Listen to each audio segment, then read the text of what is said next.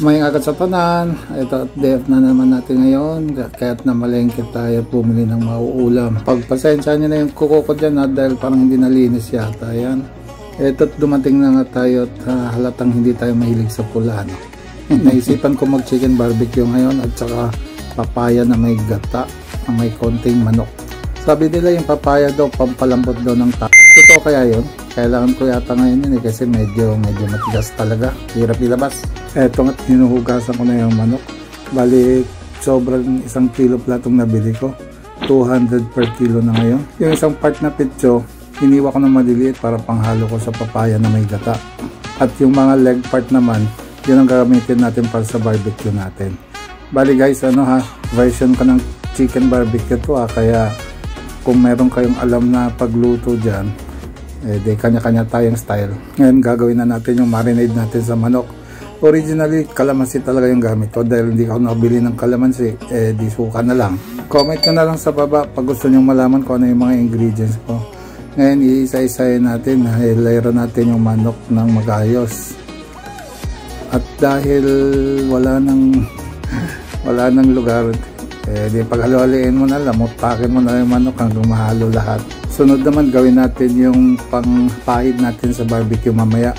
Bali brown sugar, banana ketchup, cooking oil, at yung mga natirang marinade ng manok natin kanina.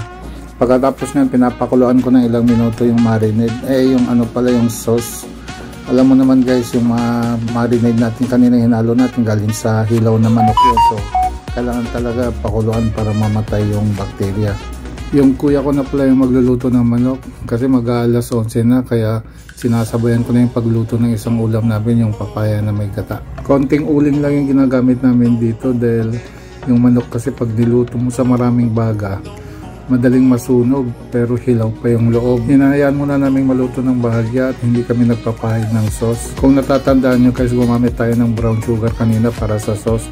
Pag may sugar kasi niluto mo agad, madaling masunog yan, mangitim yung barbecue natin. Ilang ulit muna namin itong binabaliktad na wala pong pinapahid na sauce para siguradong hindi hilaw sa loob. Delikado kasing mga bakterya na nakukuha sa manok, hindi tulad sa mga steak na kahit na medium rare lang or rare yung pagkaluto, okay lang. Kailangan lang talaga matyaga at hindi ka nagmamadali sa pagluluto ng barbecue na chicken. At nang medyo luto na ng bahagya, sa kami nag-umpisang maglagay ng sauce na pinapahid-pahid namin.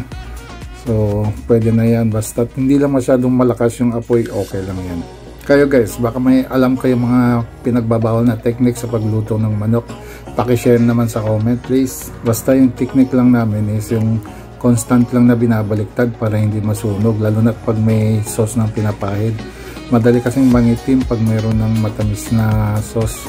Hindi rin masyado marami or malakas yung uling, kaya hindi talaga madaling masunog pag ganyan lang. At dahil alas 11:30 na to, nagpayaw na nga itong kuya ko dahil sobrang init, parang nagbalik na yata yung summer uli. Ito nga't nagpakuha pa siya ng tubig dahil nauuhaw na daw siya sa pagluluto sa ilalim ng araw. Mapupuno kasi ng usok yung bahay pag sa loob tayo nagluto. Kaya dito't malapit na maluto itong ating manok. Tingnan nyo naman guys, ang ganda ng pagkaluto. Hindi nasusunog yung balat. Paborito ko pa naman kainin yung balat. At dahil malapit nang maluto at kakain na kami pagkatapos nun, maganda ako ng sausawan. Siyempre simple lang to, sibuyas, sili, kamatis. Hindi na ako naglagay ng bawang. Ihalo ko lang yan lahat sa may toyo tsaka suka. Dinagdagan ko rin ng sukang, anong tawag nga dito? Ano bang tawag dito guys, yung suka na may mga halong kung ano-anong mga ingredients na. Sa amin kasi sa Iloilo, sinamak tawag sa amin. Mas lalo tayong gaganahan dito pag may sausawan tayong ganito. At ayan na nga, luto na. Pwede na itong hanguin. Paborito ko talaga itong leg part or kaya yung thigh part. Kayo guys, ano bang part ng manok yung gusto nyo? Mas juicy kasi itong part na to compare mo sa breast part. So paano guys? Tara na, lunch na tayo. Ito nga yung apo namin kumakain na rin. Medyo nasa mid pa, masyadong masarap siguro kaya nasobrahan. Don't forget to like, comment, and share. Thank you sa panonood.